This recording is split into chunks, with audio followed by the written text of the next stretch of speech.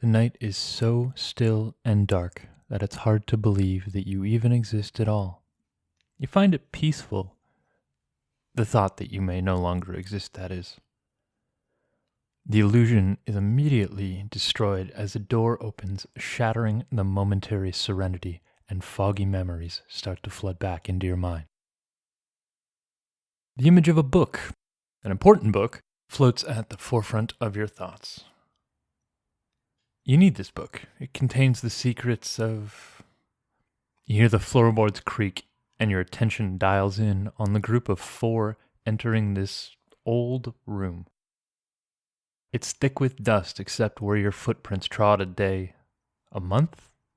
How long have you been here? It's hard to judge just how far away the 4 humanoids are, 10 feet, 30 feet, but you manage to focus in on one of them, the one in the front. He smells, tastes, looks like magic. They have their shields bared before them as they creep into the room, your room. You focus in on the creature and immediately identify the stink, the flavor, the light blue aura of divine magic. Maybe he knows what you seek. Maybe he knows how to... The full thought just seems out of reach. You focus deeper on the one leading the cabal, and you see him, wavering as sweat appears on his brow, and he clenches his teeth. Yes. Deeper. You must see deeper. Surely it knows something. Anything to guide you on your quest for your return to... And then it speaks. There is something in this room. I can feel it pressing upon my mind. Brace yourselves. It has a name, an identity, a dwarf of... Denier? Yes, knowledge. Deeper. You must go deeper. Then you hit a wall. The sensation is almost physical and is represented by a single impenetrable piece of parchment with a lit candle above an open eye. Well, if they won't give knowledge to you, then they can at least give you sustenance as you feast on their rotting flesh. Roll for initiative. Hey there, creatures, and welcome to Encounter This, a podcast exploration of the creatures from Dungeons & Dragons and the lore that surrounds them.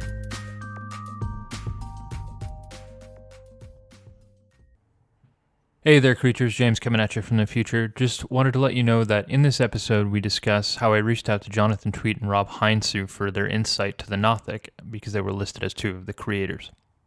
In the time since recording, Jonathan Tweet has actually gotten back to us and informed us that it was Rob Heinsu, Jonathan Tweet, Bruce Cordell, and Andrew Finch. All 4 of them in tandem were responsible for creating the Nothic. So a big thank you to all of them for creating this creature, as well as for reaching out to us on Twitter and letting us know all this stuff. So we hope you enjoyed the episode. We had a blast recording it. Ladies and gentlemen, boys and girls, welcome to another episode of Encounter This. Quarantine edition. The Quarantine Edition. Episode 3, totally unrelated to the last 2, with the exception of subtle segues and references. We are going to be talking about the creature known as the Nothic today, and it will be presented by my co-host James Tweet Kid, and of course myself supporting him with all sorts of banter, questions, and unneeded comments is Freeman Luskus Easton. This creature can be found on the Monster Manual page 236. And James, what do you has for us? Well, first of all, this is a very special episode. This is our first ever Patreon requested episode. Oh, and who requested this? This is coming from David Dawson, my brother. You can find him on Instagram at Boxcar Bakes. He makes dope breads and other delicious things. And he thinks he's all kinds of cool shit, doesn't he? He's got a real thirsty Instagram. It's some choice shit. Amazing. All right. So Dave, for those of you who don't know, I met Dave once or twice for sure. Yeah. Seems like an all right dude. He's good people. He's family. All right. Did he choose good for a creature? Would you say? I think so. I think he chose great. Okay, cool. But before we get into that, for those of you who don't know, for $10 or more a month, if you donate to us on Patreon, you can choose a creature. And the way I've worded it on Patreon without running it by Freeman is that it can be from any system, any creature that's not copywritten and owned by the system. That sounds fine to me. That sounds like fun. So I kind of half expected Dave to pick like Wookiees or something like that from one of the Star Wars RPGs and really just send us down a hot garbage rabbit hole. That would have been That would have been a whole series on its own. Yeah, exactly. I'd love to cover Wookiees. Yeah, so that's kind of why I left the Patreon open like that, is so other listeners can, like, oh, I want to see this Pathfinder exclusive creature. I want to see this Starfinder exclusive creature. But if you want to cover Wookiees, Freeman, all it's going to do is cost you $10 a month. I can afford that right now. It's COVID-19 quarantine. So we should address that. We are coming at you remotely. Freeman is in his fortress of solitude, and I am in my living room with my guinea pigs. So we are recording remotely. So if things don't add up or sound as good as they usually do, pandemic, I guess. Pandemic. We did our best, goddammit. We did. We really did. Speaking of doing our best. Yeah, Nothics. What do you got? Do your best. So I saw this excellent meme the other day that was like a regular Nothic, and then it was Nothic with 2 C's, and it was like really, really skinny, and then it was no space thick, and it was a really beefy Nothic, and I'm going to link it in the show notes because it made me super good. Oh, jeez. It really got me. That's good. I like it. That's thick with 2 C's, listeners. We're relevant. We're up on the 411. It's hip to be a square, as the classic Huey Lewis song goes.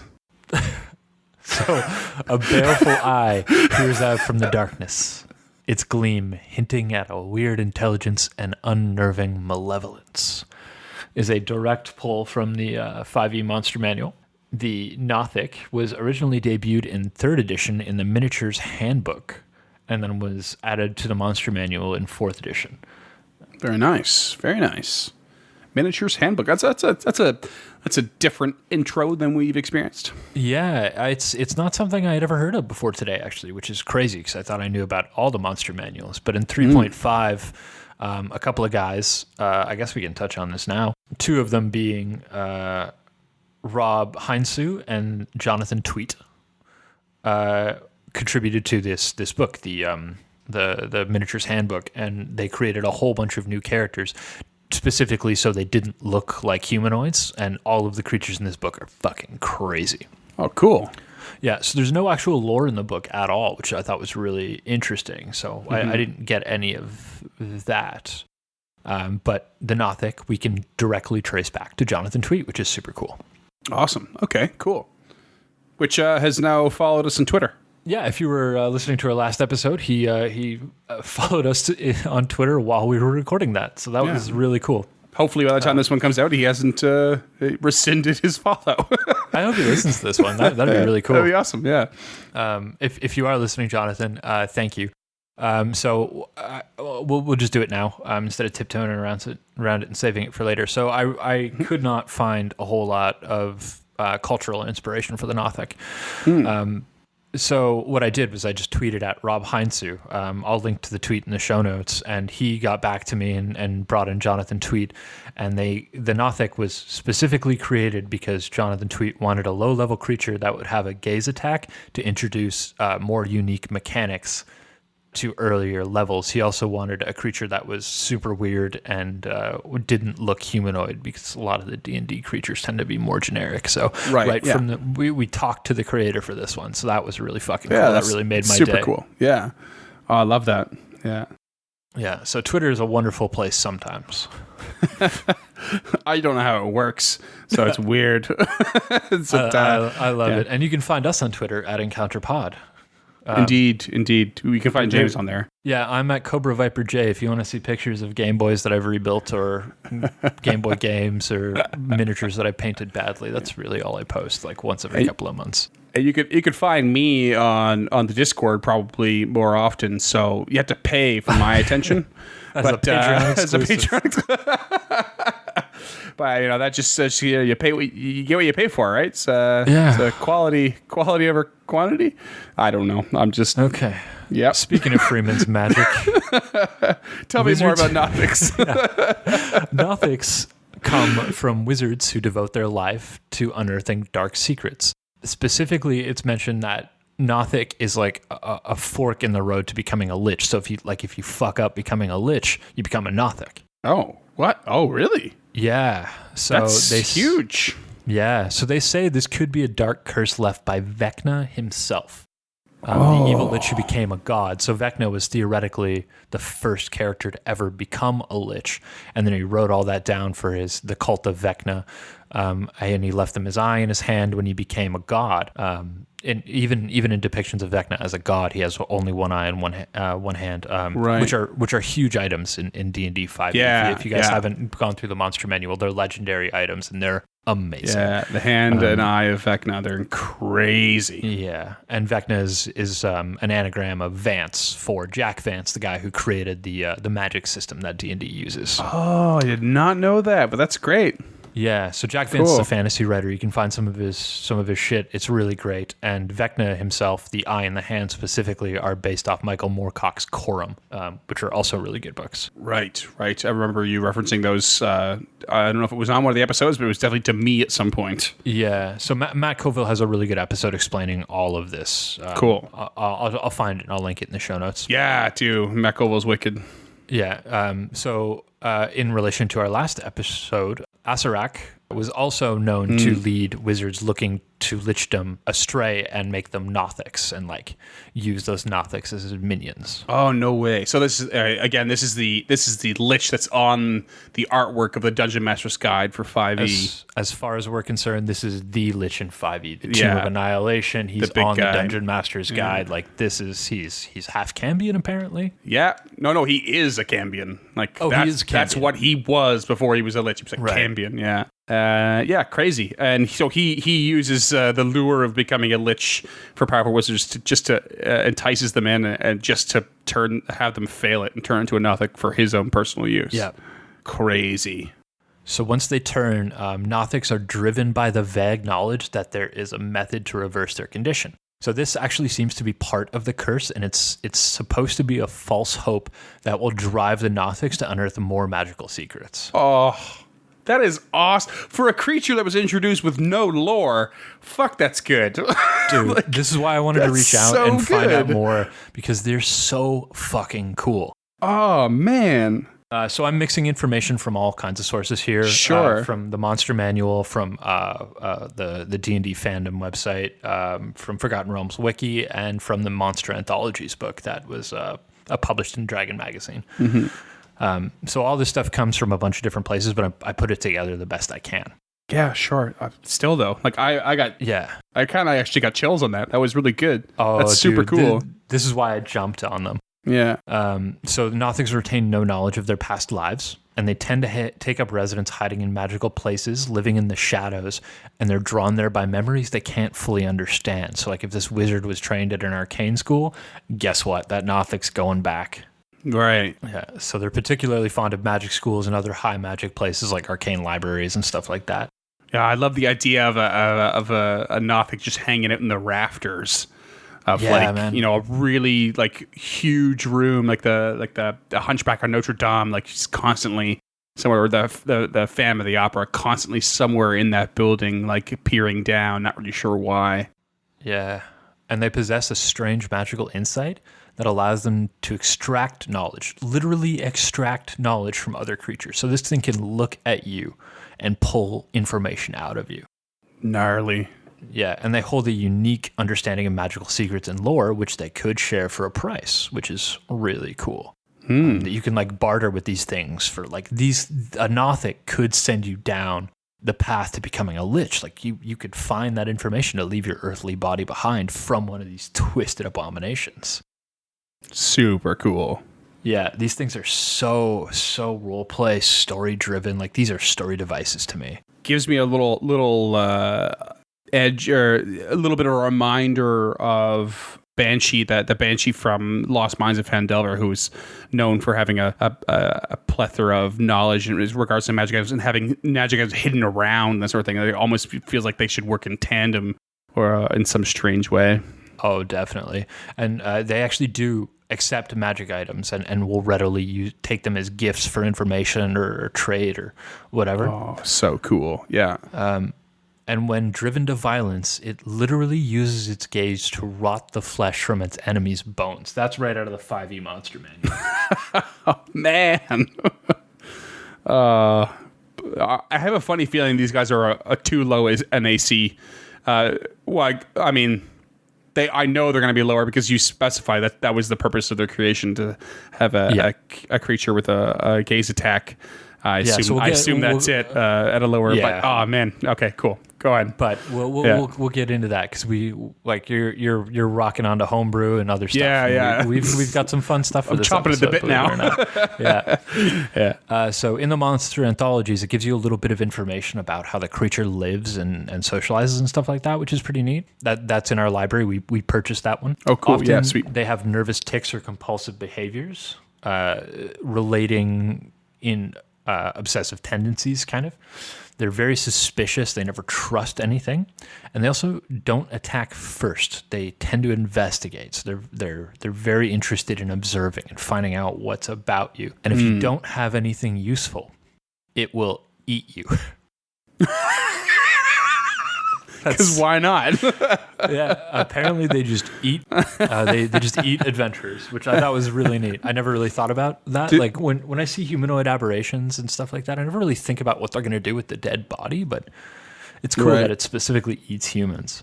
I mean, do they use their gaze to rot the flesh first and then eat the rotten flesh? You bet. Oh, vicious. So there's only really one named Nothic that I could find, and that is Wix from the Princes of Apocalypse. But speaking of Agatha, a Nothic does appear in the Lost Mines of Phandelver, and you fought it in the basement of the Red Brand's hideout. Oh, so I was saving it, but I do remember facing Nothic at some point when I first started playing D&D. You were running the campaign, but I couldn't remember where it was. I just remember being sort of in a dark and or cave-like place. That's all I really remember. Snuck into the cellar of the Red Brand's hideout, and the Nothic was guarding that entrance in exchange for food and magical treasure. Cool. I think did we kill it? I don't remember if we killed it or not. You did. We did kill it. It was not easy for you. Okay. This is one of those I just times remember I almost dark TPK'd. place, creature with a creepy big eye. That's all I got. That's all I remember. Yeah. Yeah, that was it. That was a long time ago, though. So yeah, sick. That's super cool. Years ago. Yeah. I guess we should say Nothics have one big central eye, and they've got spiky protrusions all over their body. They've got really long front limbs and reverse bending. They've got really long back legs. They're fucking neat looking. Cool. Yeah. I mean, I have an idea what they look like. I think I was looking at pictures the other day, but super cool. Yeah. And then I have a fun fact here because, like I said, there wasn't a whole lot of cultural lore about Nothics, and by a whole lot, I mean zero. So I just kind of threw in some filler here. So if you Google the word Nothic, the first thing that came up for me was an entry in Urban Dictionary, it being a portmanteau of not Gothic, using specifically to refer to someone who is a poser or buys clothes at Hot Topic. Oh my god, that's so good. And on Urban Dictionary you can date the entries. So this was dated in 2005. Oh, so man. I think this was just pre-emo, and this person is just describing an emo. Yeah. Okay. Sure. However, their credibility is highly dubious because you better fucking believe I went down this hole. I went down a rabbit hole of I want band shirts for my favorite bands, but I never really. Yeah. And you could occasionally find ones at Hot Topic or a store like it, for sure. I went down this user's rabbit hole. Oh, I read sorry. all 8 pages of the things they defined. Oh no. So I thought you were saying went down an emo rabbit hole or something aesthetically. No. I mean, a little bit, but yeah.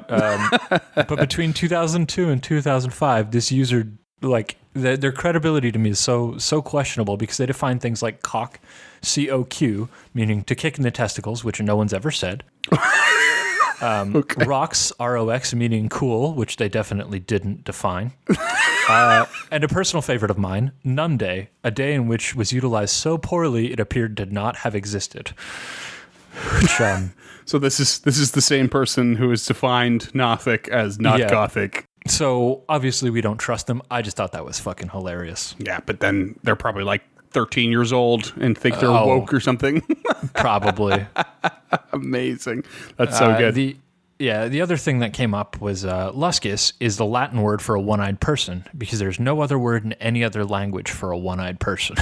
So I thought that was pretty cool. Oh, And that was, okay. So that's that's my name. That was my name. That was your name, right? That was I my was name. Tweet. You were Tweet. I'm Luscus. Okay, so one-eyed person. Yep, specifically Latin for a one-eyed person. Okay. What does Cyclops I thought mean? that was, Cyclops is a specific creature. It refers to a creature. I wonder how its name is specifically derived. I think it's probably pretty clearly Latin to a degree, but yeah, I'm just curious about that. Yeah, I went down that rabbit hole a little bit, but I think I'm gonna do Cyclops in the future, so I didn't want to go too deep down it. Yeah, cool. Yeah, sweet.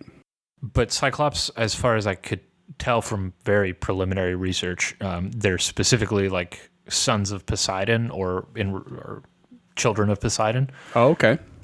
So there's probably some naming convention there. Cool. Yeah, all right.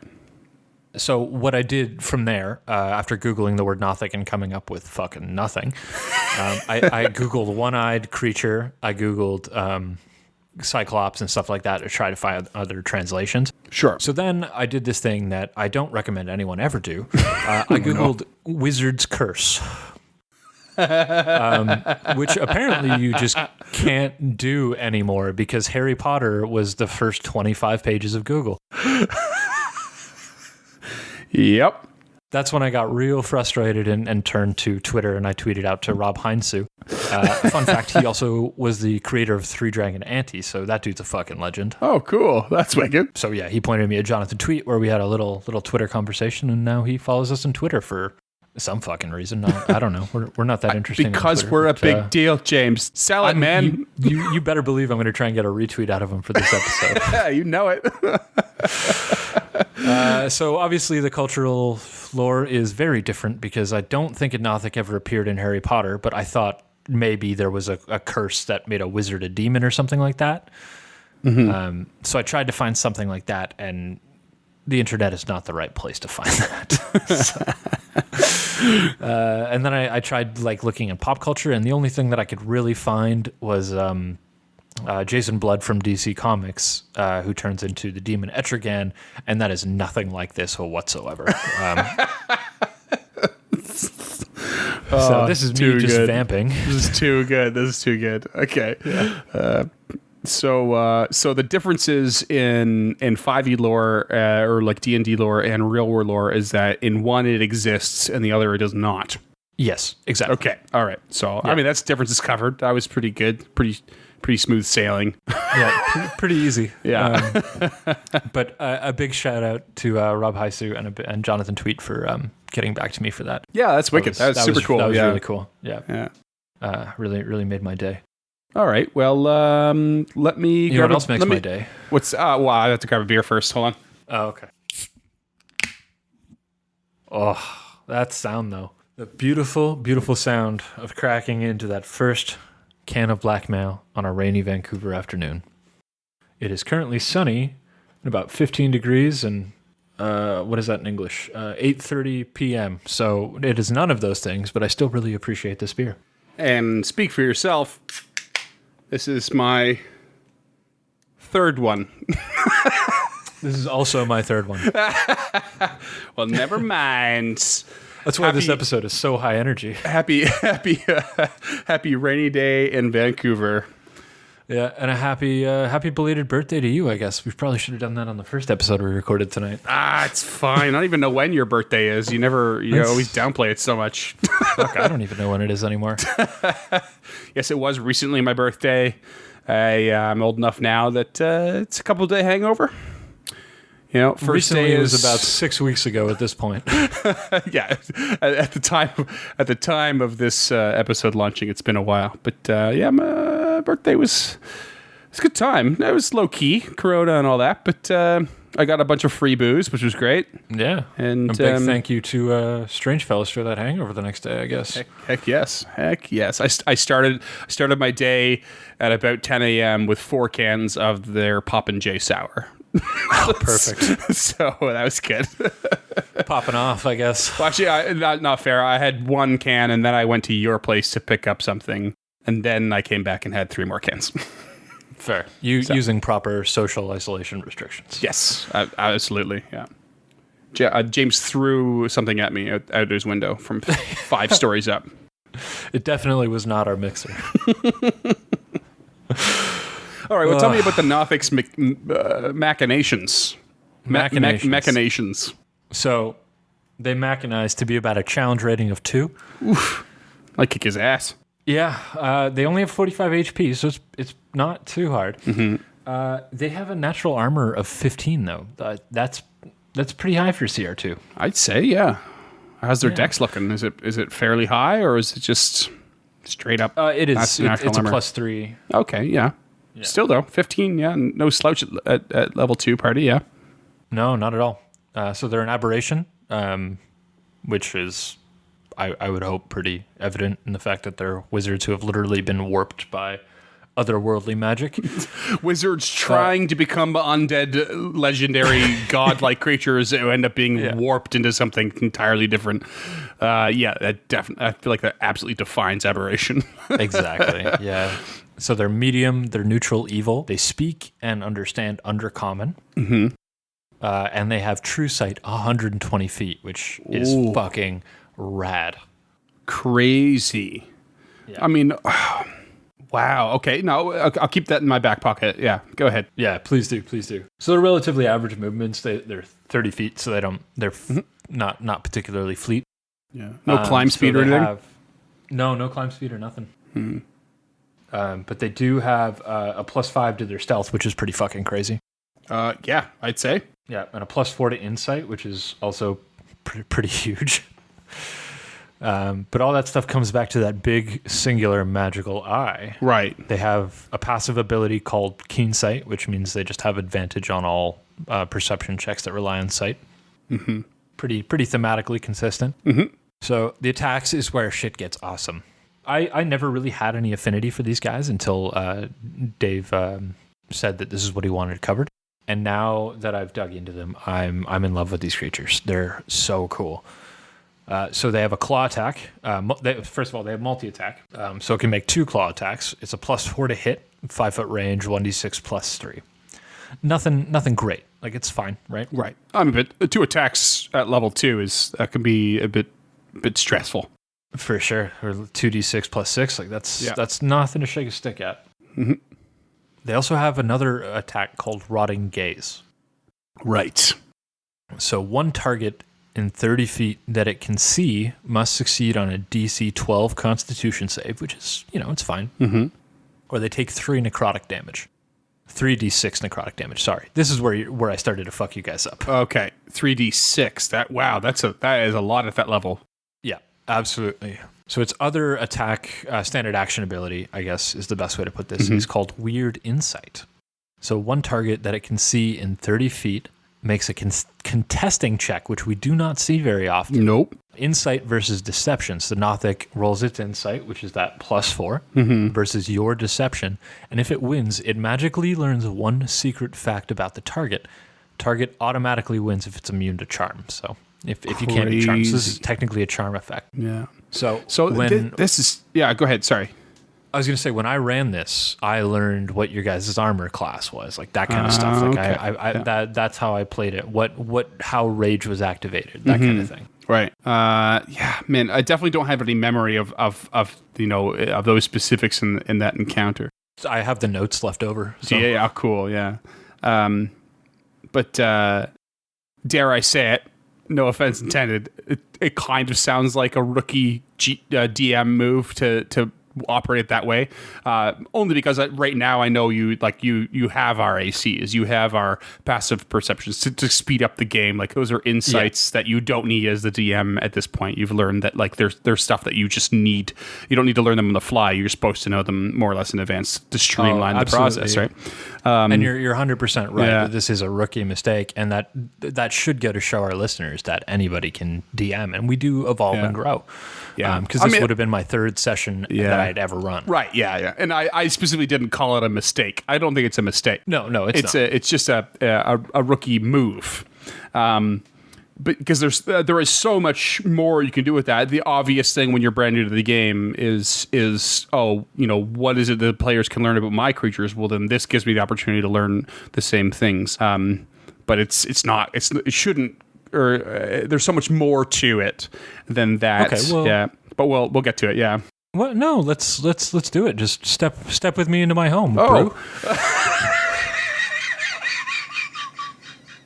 You still there? That's one of the worst puns you've ever made.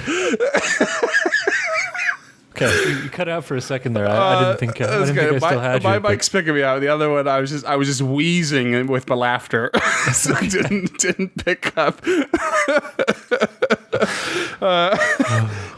Oh, sweet Jesus! This is going to be a minute, listeners. We're not going to cut this that's out. That's fine. It reminded me of when I spent my year in Australia. The first time I saw a few fellas from New Zealand with like proper accents, and they walked in. I was working at this bar. And they walked in. And how you going there, bro?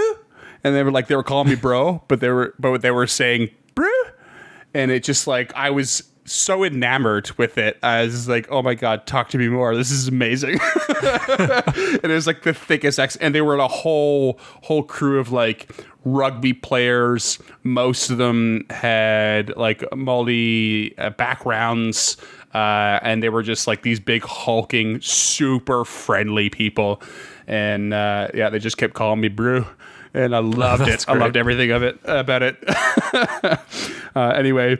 Yeah, so it's like this weird insight. It's super cool. Like based on the stuff that you said earlier about how they're traders and they will happily accept magical items for information, or vice versa.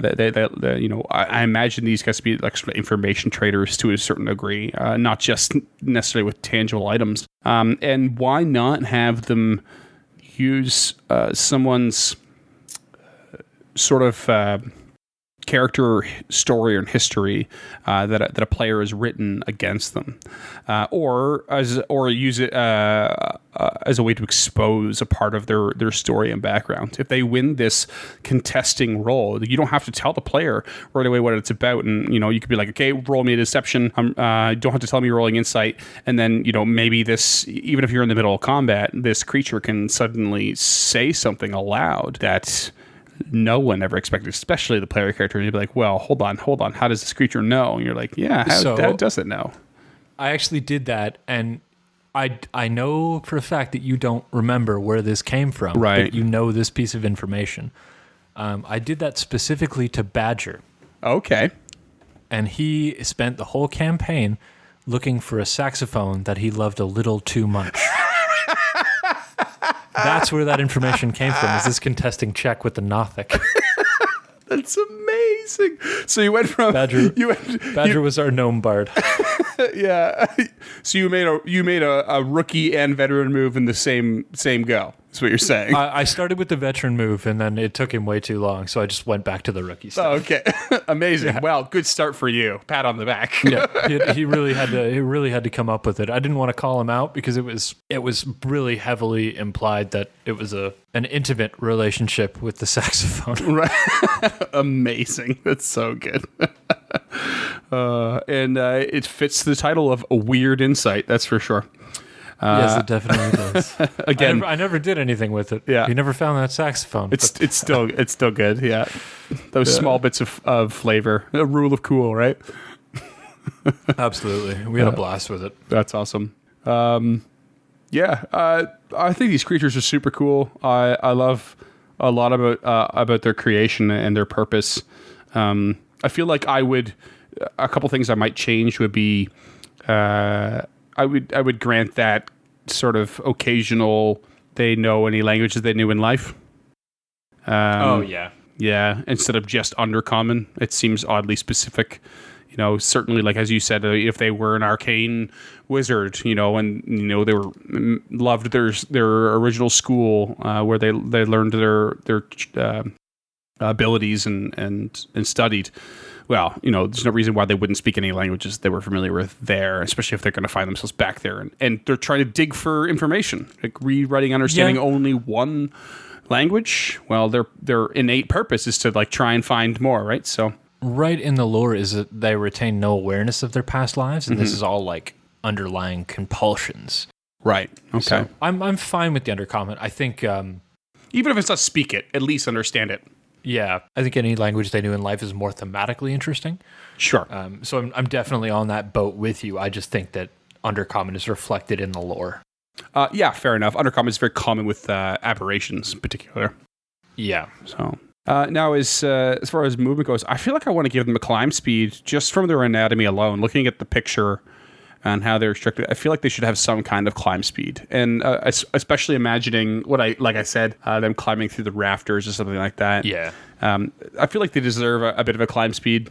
It just seems to make sense to me. I have no particular reason other than theme and flavor, and just the way they're constructed. Completely. Yeah, physically. Yeah, it definitely makes a lot of sense. Mm-hmm. Now, when it comes to true sight, like we've talked about it a couple times. We don't see it very often, and to me, that's a big flavorful trait.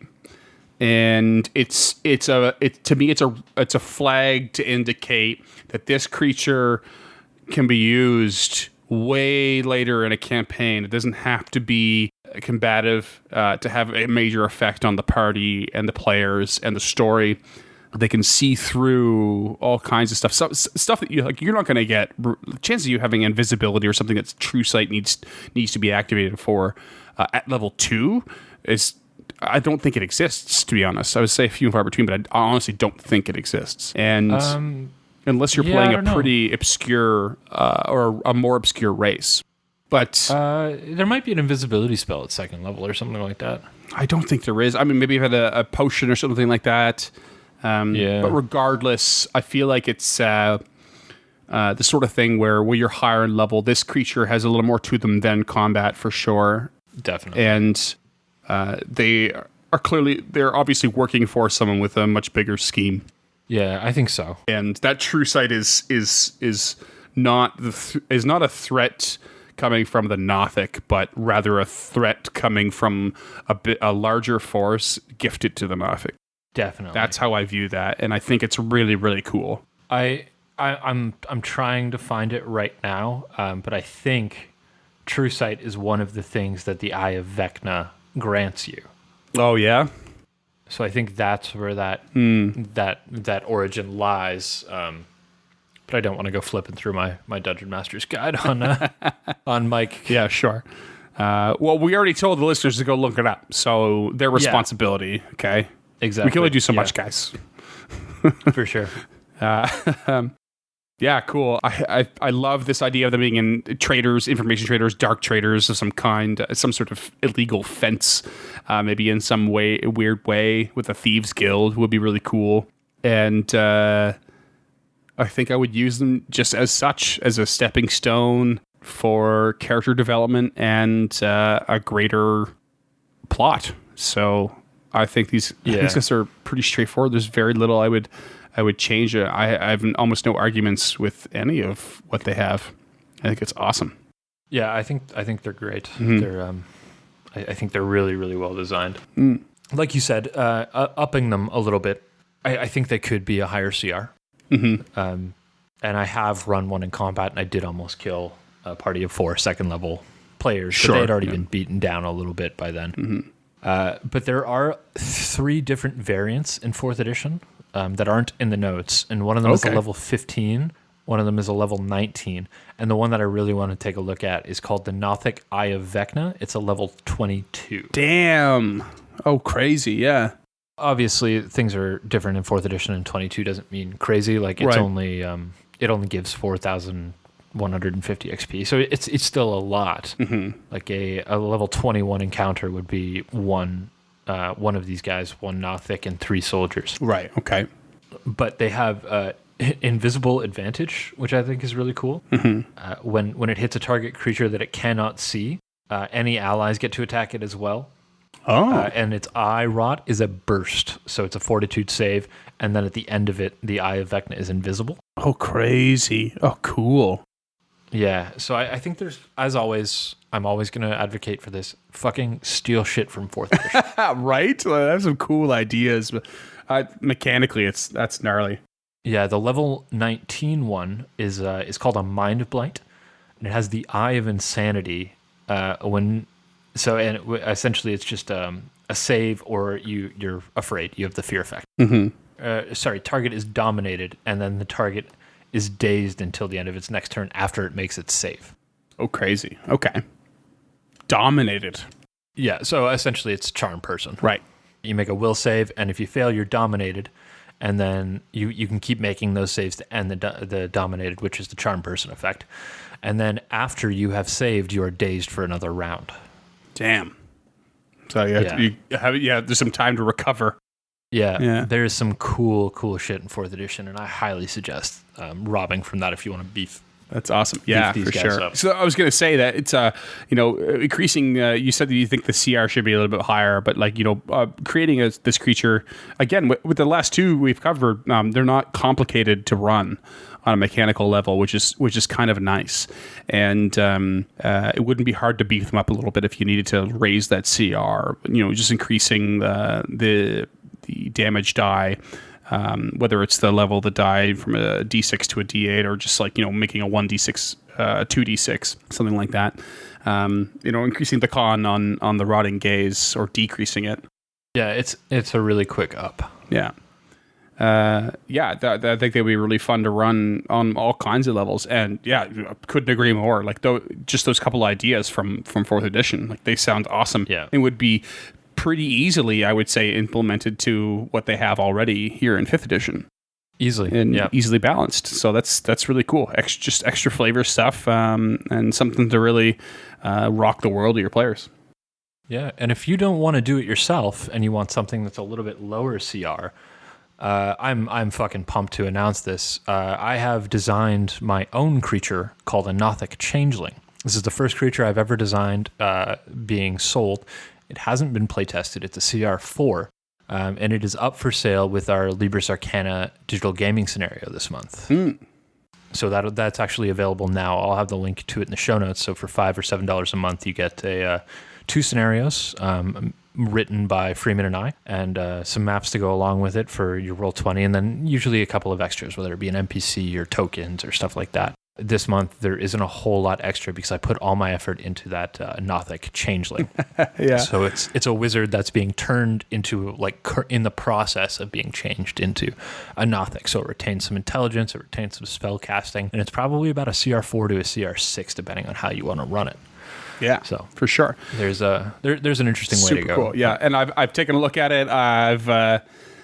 We peer review each other's scenarios, and it's awesome. It's really, really cool. It's a great scenario, simple to implement, and leaves a tremendous amount of room to move forward with as well. So I think it's a lovely little piece for sure. Highly recommend it. Yeah, so we'll link to that in the show notes. But beyond that, you got anything else you want to? No, I'm good. This was I was honestly surprised. I would say by these guys, and yeah, I definitely was too. Yeah, and a big thank you again to Heinzu and Tweet and Dave Dawson for recommending this one. Speaking of which, do we know his name is Jonathan Tweet, or is that just his Twitter handle? No, that's legitimate. That's his name. Oh, okay, cool. Jonathan Tweet. Yeah. Sweet. Yeah. What a quink! What a quinky dink. Yeah, and you can find David, the Patreon who picked this, at Boxcar Bakes on Instagram, baking dope bread and lovely shit. He's always been a huge supporter, so it's great that we could knock this out for him. Yeah. And if you want to hear your favorite creature as an episode, that's $10 on Patreon. Absolutely. And bear in mind, when we say dope bread, it's because in Canada, dope's now legal. And it's literally dope bread. Is it literally dope bread? No, it's not. Well, It's just really good bread. whatever. I don't even smoke weed, so I was just trying to make a joke, and I'm bad at it. It's fine. We appreciate it. I find me funny. All right. Good luck cutting that out. I don't even remember the rest of the show. Do your plugs. We're on the Patreon and the websites. Yeah. If $10 a month is too much or coronavirus is still going on, we totally get it. Buy a gift card from a restaurant or shop local. For $5 a month, you get access to our private Discord and a handwritten thank you letter, which is pretty neat, as well as access to our show notes. So you can see all the spelling mistakes I made in the Nothic outline here. I'm going to post that Nothic meme to our Patreon exclusively to try and drive traffic that way. So that way you can go try and find that. But if you want to email me and tell me how upset you are by that, you can get at us at info@encounterthis.ca. Or if you're living in the future and email is too retro for you, you can always tweet at us at EncounterPod, where I'm 100% going to be the one to see it. Or if you want to tell us how much you appreciate us making that Nothic meme Patreon exclusive, and you want to tell Freeman, you can get at us at facebook.com/encounterthis. And I will do my best to find a way to post it on Twitter if I can figure out how it works. Or if you just want to swing by our home on the web, maybe listen to some of our back episodes or check out any of the books that we mentioned in our episodes or our previous episodes. We have them up on our website on our reading list. Most of those links are Amazon affiliate links, so we get a little bit of a kickback for you doing your thing anyway. That's encounterthis.ca. If you're listening to this from an Apple device or any device that allows ratings, specifically Apple devices really help us out, but all of those ratings are much appreciated. If you could rate or review or, tell a friend about us. Tell somebody who likes wizards that this is what could happen if they magic wrong. Yeah. Or tell my mom. She's everyone's friend. Tell every Harry Potter fan you've ever met that this is more interesting. The Nothic, not us. I know we're not more interesting. I'm smarter Harry than Potter. I'm sorry. Harry Potter's great. Yeah, I can't shit on another big franchise. I know you're not a fan. It's fine. I'm still getting flack for shitting on Lord of the Rings months ago. you only shit on Game of Thrones. Yeah, well, I mean, I've never wasted my time with Game of Thrones, so I can't like legitimately shit on that. Yeah. Whereas I've seen all of the Lord of the Rings movies, I've read all those books, I've read most of the Harry Potter books, I've seen all the movies. It's great. I don't want to shit on it. It's just not my thing. I think J.K. Rowling's a phenomenal writer. I think her talents could be utilized better with more mature themes, and I think that's the direction she's going to go. Now that our kids finally I'll tell you what. I may or may not have said this before on this podcast, but the thing that sold me the most on Harry Potter was listening to the Stephen Fry audiobooks. They are unbelievably portrayed with his talent, and it couldn't be better. Could not be better. I think that medium is sometimes underrated, and I think you would agree, James. Oh yeah, I'm a big proponent of Audible. Yes, big time. And Stephen Fry's voiceover for the entire Harry Potter franchise is absolutely unbelievably well done. Yeah, so if Audible's out there and they want to sponsor us, we'll happily do that. I crush. I mean, you take $20 of my dollars a month anyway. You might as well. I was just give it back, and I mean, just don't even give it back. Just don't take the $20. Give us 4 free audiobooks a month, and we'll shout you out.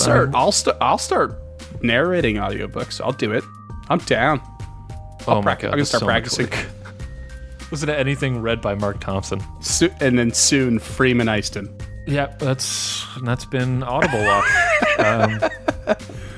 Thanks. You were worried this episode was going to go short. I told you we'd now I'm trying to figure out how to cut shit out of it. Thanks for watching. Bye. Yeah, thanks. You're a wizard. Yeah. All right. Thanks, creatures. Good day, creatures. Bye now.